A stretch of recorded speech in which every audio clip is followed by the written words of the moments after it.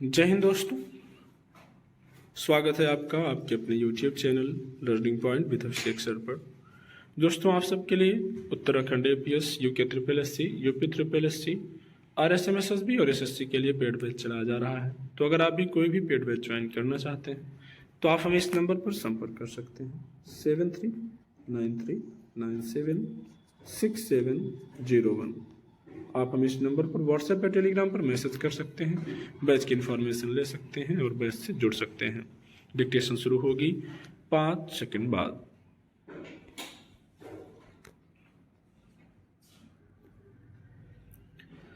पिछले कुछ वर्षों के दौरान वैश्विक स्तर पर सहयोग के समीकरणों में तेजी से बदलाव हो रहा है।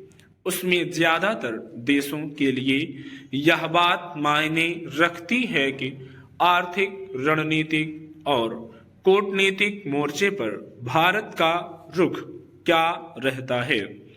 यह बेवजह नहीं है कि अलग अलग देश अपने तरीके से भारत के साथ सहयोग के नए रास्ते खोजने की कोशिश कर रहे हैं।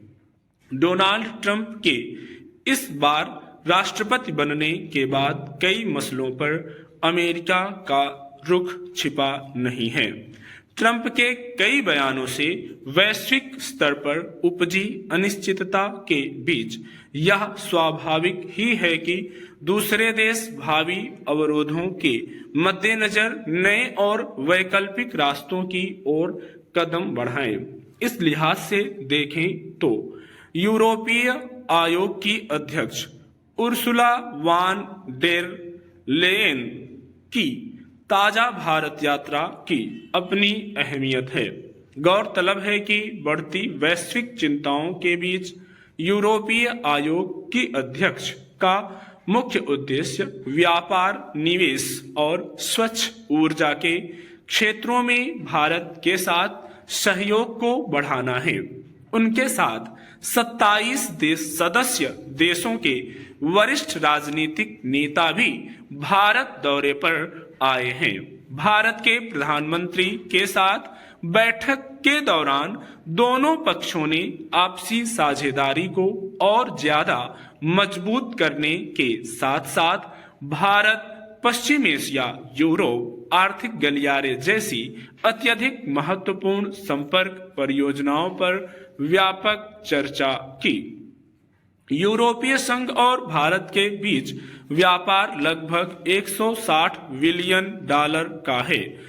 फिलहाल यूरोप में करीब 50 लाख भारतीय रहते हैं और भारतीय पेशेवरों की संख्या में लगातार इजाफा हो रहा है। जाहिर है, अगर यूरोपीय संघ और भारत के बीच साझेदारी का नया अध्याय शुरू होता है तो उसमें इन तथ्यों की अहम भूमिका रहेगी। यही वजह है कि यूरोपीय संघ की अध्यक्ष की यात्रा के दौरान दोनों पक्षों ने व्यापार और निवेश के क्षेत्रों में सहयोग बढ़ाने की दिशा में कई महत्वपूर्ण कदम उठाने पर संवाद को आगे बढ़ाया है।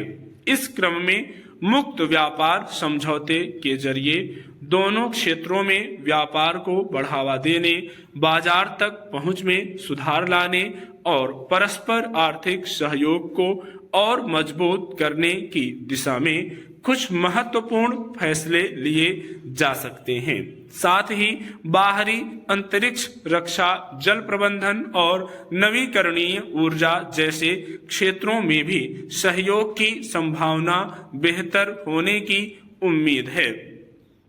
एक रिपोर्ट के मुताबिक भारत में मौजूदा समय में 6000 से अधिक यूरोपीय कंपनियां काम कर रही हैं। वे लाखों नौकरियों का सृजन कर रही हैं और इस तरह भारत के आर्थिक विकास में योगदान दे रही हैं। ऐसे में अगर यूरोपीय संघ और भारत के बीच आर्थिक सहयोग का माहौल बेहतर हो तो दोनों पक्षों के बीच निवेश के नए रास्ते खुल सकते हैं और कारोबारी माहौल में और सुधार हो सकता है।